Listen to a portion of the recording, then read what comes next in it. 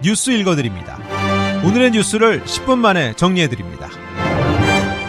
오늘은 2024년 5월 6일 월요일입니다. 미국과 한국의 주요 뉴스를 읽어드립니다. 지난 2일 LA 한인타운 아파트에서 경찰의 총격을 받고 사망한 40세 한인 남성 사건 파문이 경찰의 과잉 진압 의혹이 제기되면서 더욱 확산되고 있습니다. 숨진 양 씨의 아버지는 한인 사회에서 오랜 기간 대학 입학 컨설팅 전문가로 활동한 인물로 알려져 한인 사회에 큰 충격을 주고 있습니다. 아버지 양 모 씨는 언론과의 인터뷰에서 정신질환을 앓아왔던 아들을 다른 방식으로 도와줄 수 있는데 총격을 가하는 경찰의 대처에 강하게 분개했습니다. 숨진 양 씨는 양극성 조울증 장애를 앓고 있었던 것으로 알려졌습니다. 한편 경찰은 숨진 양 씨가 아파트 밖으로 나오라 수차례 권고 있지만 이를 거절했고 손에 흉기를 들고 있었기 때문에 총격을 가했고 현장에서 사망했다고 성명을 통해 밝혔습니다. 현재 LAPD는 이번 총격 사건의 경위와 총기 사용이 정당했는지 등 조사를 벌이고 있습니다. LA 한인회는 이번 사건에 대해 신속하고 공정한 진상조사를 촉구하는 기자회견을 열 것이라고 밝혔습니다.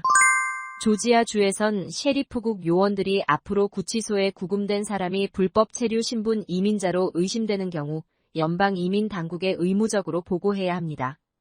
브라이언 캠프 조지아 주지사는 연방이민 세관단 속국이 수배할 경우 합법적인 허가 없이 국내에 체류하는 것으로 의심되는 용의자를 구금하도록 요구하는 주 하원법안에 서명했습니다. 이 법안은 구치소에 구금된 사람이 불법적으로 미국에 체류하고 있을 가능성이 있음을 확인한 후 연방 이민국에 알리지 않는 셰리프를 처벌하도록 규정하고 있습니다. 이 법안은 지난 2월 조지아대 캠퍼스 근처에서 조깅을 하다가 숨진 채 발견된 학생의 살해 사건 당시 용의자가 베네수엘라 출신 불법 이민자로 드러나면서 본격 추진됐습니다. 대통령 선거가 6개월 앞으로 다가온 가운데 본선 무대에 오를 조 바이든 대통령과 도널드 트럼프 전 대통령이 박빙 양상을 보이는 여론조사 결과가 나왔습니다. USA 투데이와 서퍽 대학이 등록 유권자 1000명을 대상으로 실시한 전화 여론조사 결과 바이든 대통령과 트럼프 전 대통령은 나란히 37%의 지지를 받았습니다. 무소속 로버트 케네디 주니어 후보가 8%, 나머지 군소 후보들이 5%의 지지율을 각각 얻었습니다. 후보를 결정하지 않는 응답자는 12%를 나타냈습니다. 같은 기관의 1월 조사에선 트럼프 전 대통령이 3%포인트 앞섰으나 이번 조사에선 바이든 대통령과 트럼프 전 대통령이 동률을 기록했습니다. 바이든 대통령의 지지율 상승은 중도층과 흑인 유권자층에서 견인한 것으로 나타났습니다. 이번 조사에서 대선 전에 지지 후보를 바꿀 수 있다고 밝힌 응답자는 전체의 24%, 무당층의 경우 43%에 달했습니다.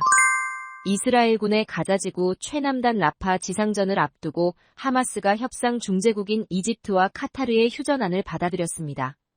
CNN, 로이터 통신 등은 하마스는 정치 지도자인 이스마일 하니에가 휴전 제안을 수용한다는 입장을 중재국인 카타르와 이집트 측에 밝혔다고 전했습니다. 휴전안에 대한 세부 내용이 밝혀지지 않은 가운데 그간 이스라엘과 하마스는 인질 석방을 대가로 일정 기간 휴전하는 내용으로 중재국을 통해 협상을 벌여왔습니다.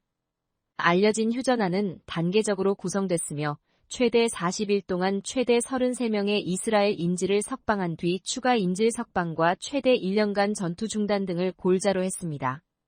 한편 이스라엘이 이날 라파의 즉시 대피 명령함에 따라 국제사회는 대규모 지상전이 임박했다는 관측이 제기됐습니다. 한국 뉴스입니다. 윤석열 대통령이 취임 100일 기자회견 이후 1년 9개월 만에 오는 9일 취임 2주년 기자회견을 한다고 대통령실이 밝혔습니다. 윤 대통령은 집무실에서 대국민 메시지를 밝힌 뒤 브리핑룸으로 이동해 기자들의 질문에 답합니다. 일문일답으로 진행되는 기자회견은 주제 제한 없이 1시간가량 진행됩니다. 기자회견에서 윤 대통령은 최근 본회의를 통과한 해병특검법과 야당이 재발의를 예고한 김건희 여사 특검법 등 정치 현안에 대한 입장을 밝힐 걸로 예상됩니다. 김 여사 특검법의 경우 최근 검찰이 명품 가방 수수 의혹 전담 수사팀을 구성한 걸 거론하며 특검은 시기상조라는 입장을 밝힐 걸로 보입니다. 민주당은 윤석열 대통령이 기자회견에서 특검법 수용 입장을 밝히라고 압박했습니다. 민주당은 취임 2주년 기자회견이 총선 민의를 온전히 받들 수 있는 골든타임이라며 김건희 여사 특검법과 최해병 특검법을 수용하겠다고 밝히라고 윤석열 대통령에게 요구했습니다. 국민의힘은 기자회견은 총선 민의를 받들고 국민과 소통하려는 대통령의 의지가 반영된 행보라고 평가했습니다. 의료 대란이 78일째 이어지는 가운데 당장 다음 달부터 직원들에게 급여를 주지 못할 정도로 심각한 경영난에 허덕이는 병원들이 늘고 있는 것으로 나타났습니다. 이달 중순 법원의 판단에 의해 2025학년도 의대 증원 규모가 최종 확정되고 이후 의정 대화의 물꼬가 트이더라도 의료체계 전반에 남는 후유증은 상당 기간 이어질 것이란 전망입니다.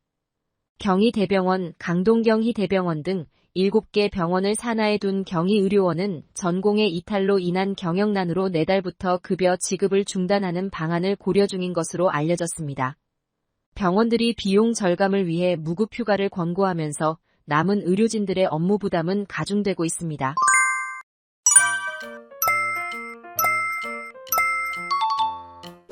끝으로 날씨입니다. 남부 캘리포니아 맑은 날씨 보이겠습니다.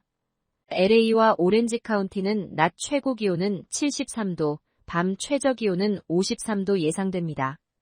벨리와 일랜드 엠파이어 지역 낮 최고 기온은 76도, 밤 최저 기온은 50도 전망됩니다. 해안가 지역은 낮 최고 기온 66도, 밤 최저 기온 55도 예상됩니다. 산간 지역 낮 최고 기온은 60도, 밤 최저 기온은 34도, 사막 지역은 낮 최고 기온은 73도, 밤 최저 기온은 47도 전망됩니다. 오늘의 뉴스 읽어드렸습니다. 고맙습니다.